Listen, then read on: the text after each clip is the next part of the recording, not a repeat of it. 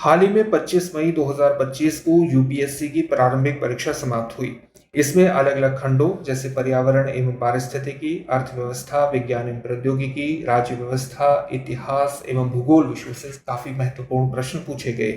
इन प्रश्नों के क्या उत्तर होंगे और उनकी सही व्याख्या क्या होगी, इसी को ध्यान में रखते हुए हम इस प्रोग्राम को आपके सामने लेकर के आए हैं।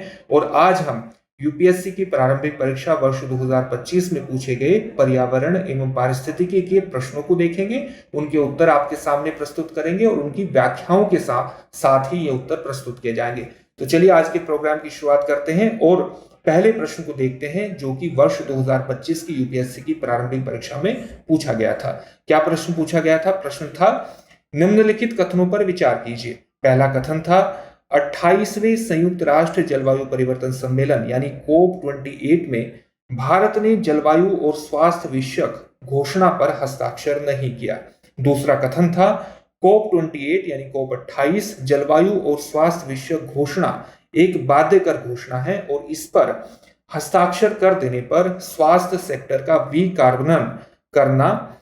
डीकार्बोनाइजेशन करना अधिदेशात्मक यानी मैंडेटरी हो जाता है। कथन 3 था यदि भारत के स्वास्थ्य सेक्टर का विकार्बनन यानी डीकार्बोनाइजेशन किया जाए तो इसकी स्वास्थ्य देखभाल प्रणाली के लचीलेपन पर संकट आ सकता है। उपर्युक्त कथनों के बारे में निम्नलिखित में से कौन सा एक सही है? आपके सामने चार ऑप्शन थे। पहला ऑप्शन था कथन 2 और कथन 3 दोनों सही हैं तथा वे दोनों कथन 1 की व्याख्या करते हैं। ऑप्शन बी है कथन 2 और कथन 3 दोनों सही हैं किंतु उनमें से केवल एक कथन 1 की व्याख्या करता है। ऑप्शन सी है कथन 2 और कथन 3 में से केवल एक सही है तथा वह कथन 1 की व्याख्या करता है। और ऑप्शन डी है न तो कथन 2 और न ही कथन 3 सही है। चलिए अगर इसकी व्याख्या को देखें तो आप जानते हैं कि COP28 की बैठक कब हुई थी? COP28 की जो बैठक थी वो दिसंबर 2023 में हुई थी। कहां पर हुई थी? 2023 में, वर्ष 2023 में हुई थी। और ये कहां पर हुई थी? ये यूएई दुबई में हुई थी यानी यूनाइटेड अरब अमीरात के दुबई में संपन्न हुई थी। इसमें भारत ने जलवायु और स्वास्थ्य विषयक घोषणा पर हस्ताक्षर नहीं किया था। ये बात बिल्कुल सही है। अगर हम कथन 2 की बात करें तो जलवायु और स्वास्थ्य विषयक जो घोषणा थी, जो दुबई घोषणा थी, ये बाध्यकारी नहीं थी, ये गैर बाध्यकारी थी और इस पर हस्ताक्षर कर देने पर स्वास्थ्य सेक्टर का विकार्बनन यानी डीकार्बोनाइजेशन करना अधिदेशात्मक यानी मैंडेटरी नहीं था। तो विकार्बनन को आप सही तरीके से अगर आप इसको व्याख्यात करें तो इसको डीकार्बोनाइजेशन के रूप में व्याख्यात किया जा सकता है। तो ये भी कथन गलत हो जाता है। कथन 2 गलत हो जाता है, कथन 1 यहां पर सही है। अगर हम कथन 3 की बात करें, यदि भारत के स्वास्थ्य सेक्टर का विकार्बनन किया जाए तो इसकी स्वास्थ्य देखभाल प्रणाली के लचीलेपन पर संकट आ सकता है। ये बिल्कुल आ सकता है। कारण यह है कि स्वास्थ्य सेक्टर में बड़े स्तर पर हम कूलिंग का प्रयोग करते हैं, रेफ्रिजरेशन का प्रयोग करते हैं, रेफ्रिजरेटर का प्रयोग कर सकते हैं और बहुत सी हमारी ऐसी प्रणालियां हैं, स्वास्थ्य संबंधी प्रणालियां हैं जो केवल ठंडक शीतलन पर आधारित हैं। यानी एक प्रकार से हमें उस प्रकार के तापमान की आवश्यकता पड़ती है और जिससे बड़े स्तर पर आप कह सकते हैं कि ग्रीन हाउस गैसेस का भी उत्सर्जन होता है। तो अगर हमारा ट्रांजिशन होगा, संक्रमण होगा, तो वो धीरे धीरे दूसरे ऊर्जा के स्रोतों में होगा, ऐसे स्रोतों में होगा जो कि शीतलन प्रदान करते हैं। एकदम से ये ट्रांजिशन नहीं होगा।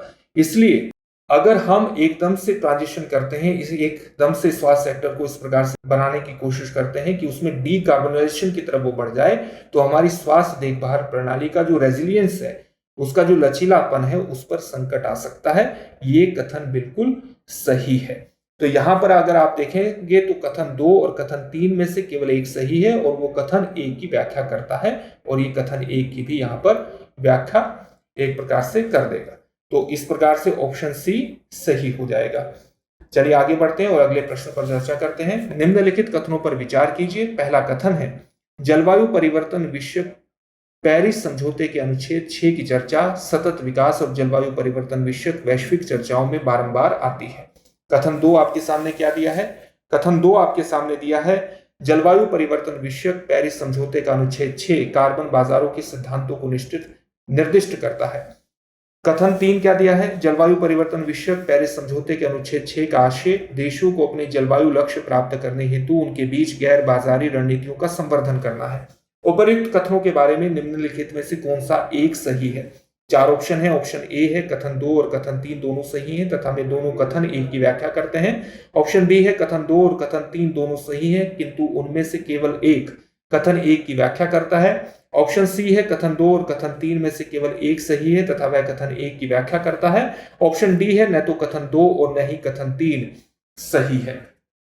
अगर हम इसकी व्याख्या आपके सामने प्रस्तुत करें तो व्याख्या किस प्रकार से होगी? जलवायु परिवर्तन, पहला कथन देखते हैं। जलवायु परिवर्तन विषयक पेरिस समझौते का जो अनुच्छेद 1 है ये सतत विकास और जलवायु परिवर्तन की समस्या से निपटने के लिए अंतर्राष्ट्रीय सहयोग की बात करता है और इसलिए बार बार ये चर्चा में रहता ही है और इस प्रकार से कथन 1 सही हो जाता है।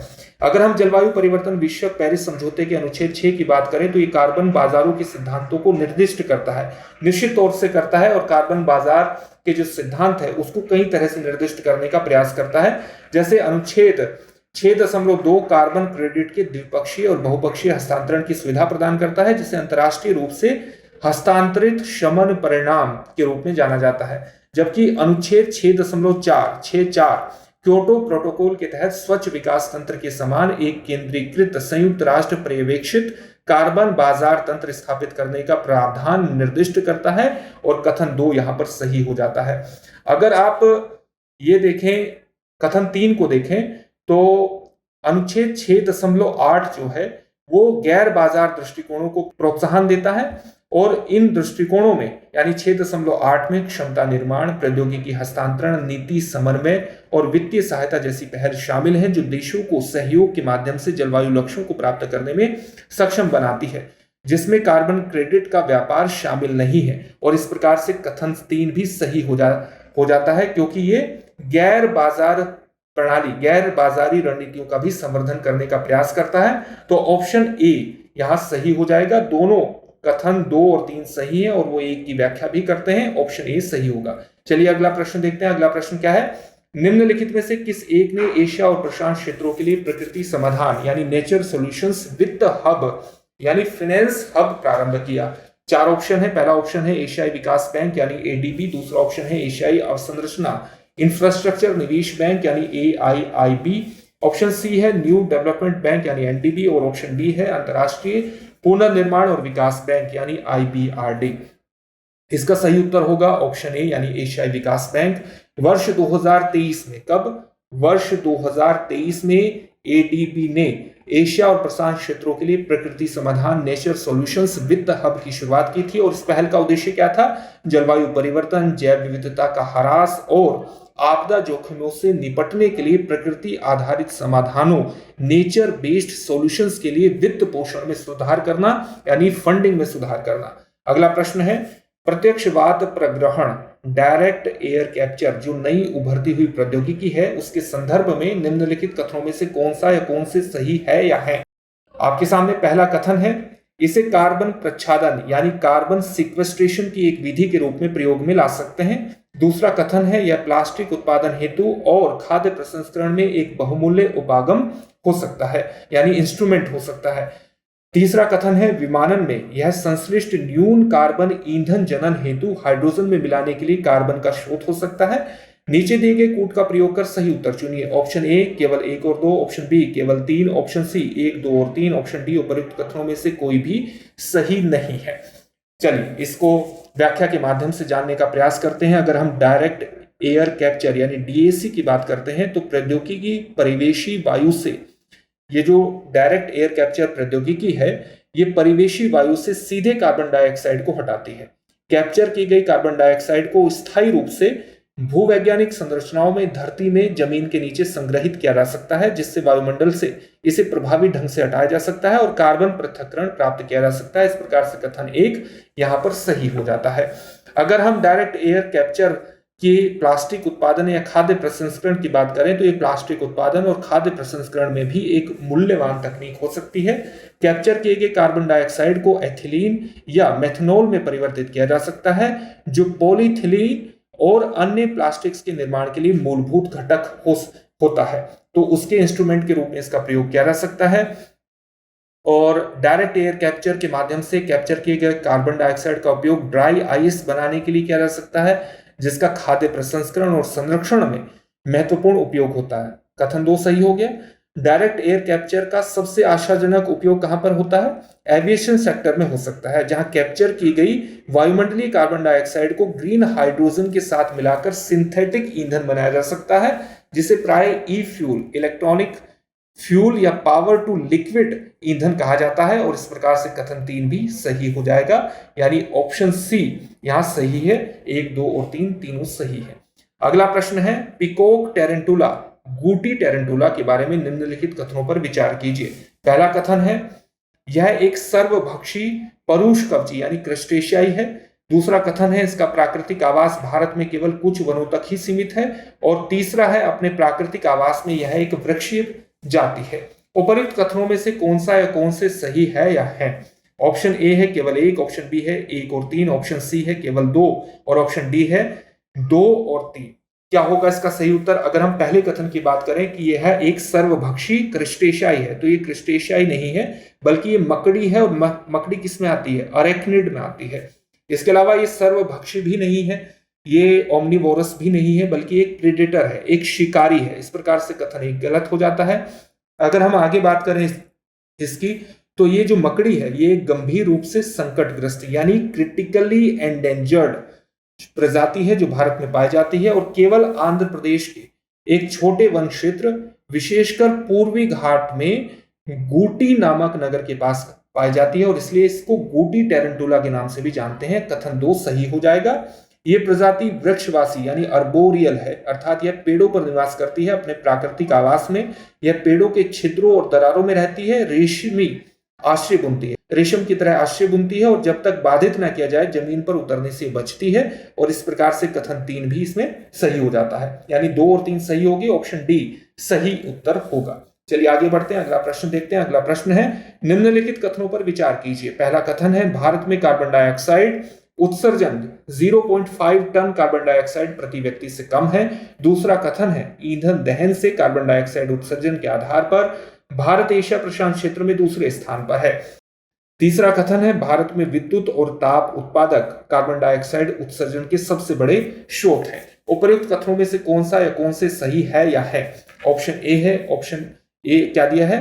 केवल 1 और 3, ऑप्शन बी केवल 2, ऑप्शन सी केवल 2 और 3 और ऑप्शन डी 1, 2 और 3 सभी की बात यहां पर हो रही है। अगर हम पहले कथन की बात करें, भारत में कार्बन डाइऑक्साइड उत्सर्जन 0.5 टन कार्बन डाइऑक्साइड प्रति व्यक्ति से कम है, तो ये कथन गलत हो जाता है क्योंकि अंतर्राष्ट्रीय ऊर्जा एजेंसी यानी इंटरनेशनल जो एनर्जी एजेंसी है IEA, उसके अनुसार वर्ष 2023 में भारत का प्रति व्यक्ति कार्बन डाइऑक्साइड उत्सर्जन लगभग कितना है? लगभग 2 टन के आसपास है। इस प्रकार से कथन एक गलत हो जाता है। वैश्विक औसत कितना है उत्पादन का? वो है लगभग 4.6 टन प्रति व्यक्ति है और उससे भारत में काफी कम है, लेकिन 0.5 टन से ये काफी ज्यादा है। अगर हम दूसरे कथन की बात करें तो भारत जो है वो एशिया प्रशांत क्षेत्र में ईंधन दहन से होने वाला कार्बन डाइऑक्साइड उत्सर्जन में चीन के बाद दूसरा सबसे बड़ा उत्पादक है, तो भारत दूसरे स्थान पर है। ये कथन बिल्कुल सही है। भारत में कार्बन डाइऑक्साइड उत्सर्जन में सर्वाधिक योगदान विद्युत और ताप उत्पादन क्षेत्र का है। ये कथन भी बिल्कुल सही है, यानी 2 और 3 कथन सही होंगे, यानी ऑप्शन सी सही हो जाएगा। चलिए अगला प्रश्न देखते हैं। अगला प्रश्न है निम्नलिखित युग्मों पर विचार कीजिए। यहां पर युग्म क्या दिया है? पादप दिया है और उनका वर्णन किया गया है। पादप में पहला दिया है कसावा, उसके सामने है काष्ठीय झाड़ी, अदरक, आभासी तनायुक्त शाक, मालाबार पालक, शाकीय आरोही लता, और चौथा दिया है पुदीना, इसके सामने है वार्षिक झाड़ी, और पांचवा है पपीता, इसके सामने है काष्ठीय झाड़ी। उपर्युक्त युग्मों में से कितने सही सुमेलित है? ऑप्शन ए केवल 2, ऑप्शन बी केवल 3, ऑप्शन सी केवल 4 और ऑप्शन डी सभी 5। अगर आप पुदीने की तस्वीर देखें या कसावा की तस्वीर देखें तो आप देख सकते हैं कि ये काष्ठीय झाड़ी की तरह नजर आता है।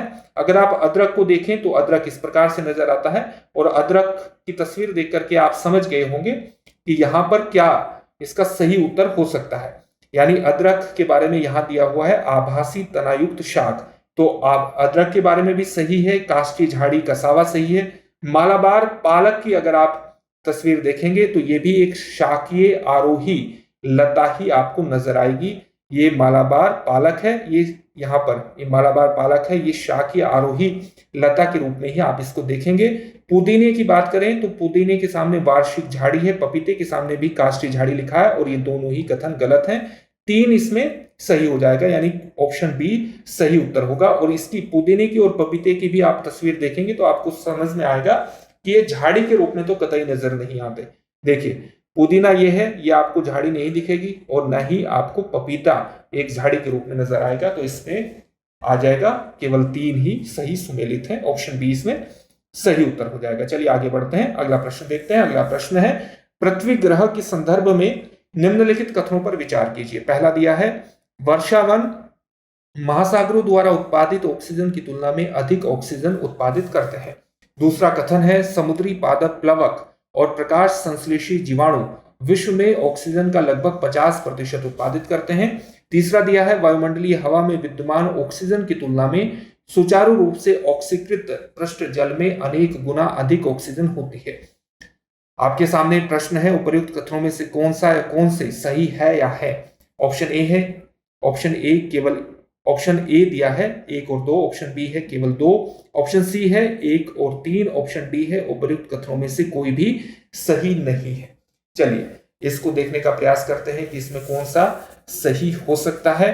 वैज्ञानिकों का अनुमान इस प्रकार से है कि महासागर पृथ्वी पर कम से कम 50% ऑक्सीजन उत्पादित करते हैं, लेकिन समुद्री जीव लगभग उतनी ही मात्रा में ऑक्सीजन की खपत भी कर लेते हैं।